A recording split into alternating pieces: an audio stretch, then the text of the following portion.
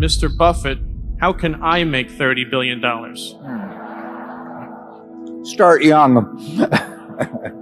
Charlie's always said that the big thing about it is we started building this little snowball on top of a very long hill. So we started at a very early age in rolling the snowball down. And of course, the snowball, the nature of compound interest is it behaves like a snowball of sticky snow. And the trick is to have a very long hill, which means either starting very young or living to be very old. You know, I would do it exactly the same way if I were doing it in the investment world. I mean, if I were getting out of school today and I had $10,000 to invest, I'd start with the A's. I would start going right through companies, and I probably would focus on smaller companies because I would be working with smaller sums, and there's more chance that something is overlooked in that arena.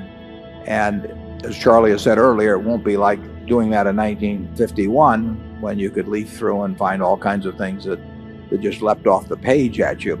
But that's the only way to do it. I mean, you have to buy businesses or little pieces of businesses called stocks, and you have to buy them at attractive prices, and you have to buy into good businesses. And that advice will be the same 100 years from now in terms of investing. That's what it's all about. If I were working with a small amount of money, the universe would be huge compared to the universe of possible ideas I work with now. You mentioned that 56 to 69 was the best period. Actually, my best period was before that. It was from right after I met Ben Graham in early 1951. But from the end of 1950 through the next 10 years, actually returns averaged about 50% a year. And I think they were 37 points better than the Dow per year, something like that. But that I was working with a tiny, tiny, tiny amount of money. And so I would pour through volumes of businesses, and I would find one or two that I could put $10,000 into or $15,000 into that were just ridiculous. They were ridiculously cheap. And obviously, as the money increased, the universe of possible ideas started shrinking dramatically. The times were also better for doing it at that time. But I think if you're working with a small amount of money, with exactly the same background that Charlie and I have, and same ideas, same whatever ability we have, you know, I think you can make very significant sums. But as soon as you start getting the money up into the millions, many millions, the curve on expectable results falls off just dramatically. But that's the nature of it. When you get up to things you can put millions of dollars into, you've got a lot of competition looking at that, and they're not looking as I did when I started. When I started, I went through the pages of the manuals page by page. I probably went through 20,000 pages in the Moody's Industrial, Transportation, Banks, and Finance manuals, and I did it twice. And I actually, looked at every business. I didn't look very hard at some. Well, that's not a practical way to invest tens or hundreds of millions of dollars. So I would say if you're working with a small sum of money and you're really interested in the business and willing to do the work, you will find something. If you were, there's no question about it in my mind. You will find some things that promise very large returns compared to what we will be able to deliver with large sums of money. Is business school worth it? Depends on the person. And much more than it depends on the school. Some people are going to get a lot out of advanced education, and some people are going to get very little. And I don't even think it's important that every person go to college at all. We have all kinds of jobs at 70 or so thousand a year, or 80,000 a year, that college training is not of use. And I actually was not keen on going to college myself. Yeah, my dad kind of jollied me into it. He could get me to do anything, but I knew I could have a good time. I liked investing, and I could read the books. It's a big commitment to take 4 years, and the cost involved, and maybe the loans involved and everything. I think depending on what your interests are in life, I don't think it's for everybody. I think it's for a lot of people, but there ought to be a reason you're going. And I didn't really see much reason. There's nothing like following your passion. I mean, I love what I do, obviously, and I've loved it the whole time I've done it. Charlie is the same way. We have managers, they come, some of them went to business school, some of them didn't, they're all types. But the common factor, they're successful. The common factor is they love what they do, and you've got to find that in life. And some people are very lucky in finding it very early. It was dumb luck that my father happened to be in the securities business. So when I would go to his office, there were a lot of books to read, and I got entranced with that. But if he'd been in some other occupation, I think I would have read those books eventually, but it would have been a lot later. So if you find something that turns you on, my guess is you're going to do very well. And then the beauty of it is, in a sense, there's not that much competition. I mean, there are not a lot of people out there that are going to be running faster than you in the race that you elect to get into. And if you haven't found it yet, you may well have found it. But if you haven't found it yet, you've got to keep looking. And we've got 70 plus managers. Some of them didn't. We had one guy that didn't go to high school even, didn't they? Charlie Rosner. Oh, yeah. He quit in fourth grade, I think. Yeah. But, well, Mrs. B never went to school a day in her life, and when you go out to the Furniture Mart, I hope you go out this evening. We expect to set a record today in sales. What you are looking at on those 78 acres, is the largest home furnishing store, about 400 million of sales, largest store in the United States. And it comes from $500 of capital paid in by a woman that never went to school a day in her life and couldn't read or write.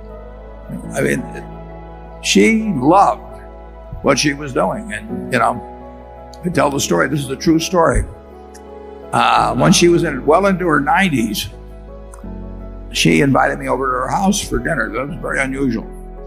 Had a very nice house, 6 or 7 blocks away from the store.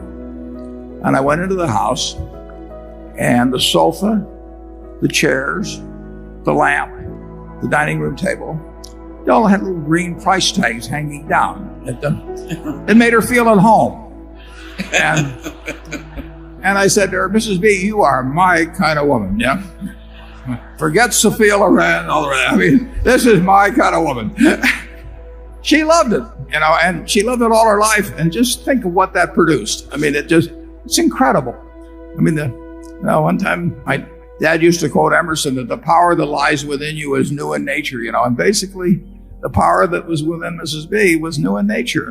And over a lifetime, it produced amazing things. So find your passion, and then don't let anything stop you. The biggest mistakes are the ones that actually don't show up. They're the mistakes of omission rather than commission. We've never lost that much money on any one investment, but it's the things that I knew enough to do that I didn't do. We have missed profits of as much as, maybe $10 billion in things that I knew enough to do and I didn't do. Now, the fact I didn't buy Microsoft way back is not a foregone opportunity because I didn't know enough to make that decision. But there have been other investments where I didn't know enough to make the decision, and for one reason or another, I either didn't do it at all or I did it on a small scale. I was sucking my thumb when I should have been writing checks, basically. And those don't show up. There's no place where it shows missed opportunities, but I've missed some big ones. I will take a person graduating from college, and assuming they're in normal shape and everything, I will be glad to pay them, probably $50,000 for 10% of all their earnings for the rest of their lives.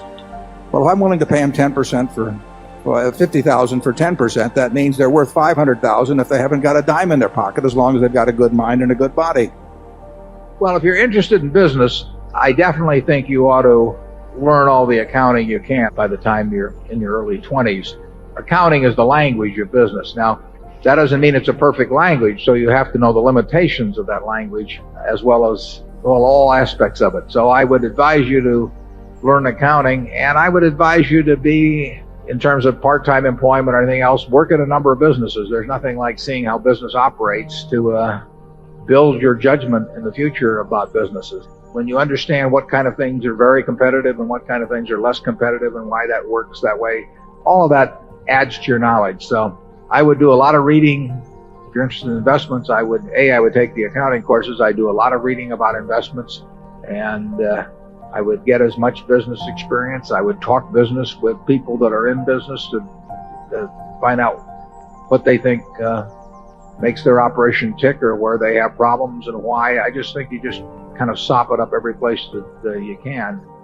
70 years ago, I was in high school, almost a third as long as the country has been around. And when I was in high school, I really only had 2 things on my mind: girls and cars. and I wasn't doing very well with girls, so we'll talk about cars. But let's just imagine that when we finish, I'm going to let each one of you pick out the car of your choice. Sounds good, doesn't it? Pick it out, any color, you name it. It'll be tied up with a bow, and it'll be at your house tomorrow. And you say, well, what's the catch? And the catch is that it's the only car you're going to get in your lifetime. Now, what are you going to do knowing that that's the only car you're ever going to have and you love that car? You're going to take care of it like you cannot believe. Now, what I'd like to suggest, you're not going to get only one car in your lifetime, but you're going to get one body and one mind, and that's all you're going to get. And that body and mind feels terrific now, but it has to last you a lifetime. The key is to, certainly in terms of your personal life, the most important decision you'll make is the spouse that most of you will likely have. And it's very important to surround yourself with people that are better than you are. You are going to move in the direction of the people you associate with. So I've been enormously lucky in that respect. I mean, I've just had teachers and friends and a spouse that really was a better person than I was. And I had enough sense to learn from these people that life went better if you behaved better yourself. It took a while. So I advise you to seek out, as your partner in business, your partner in life, whatever it may be, look for the people that actually are examples to you rather than somebody that you think you need to straighten out yourself.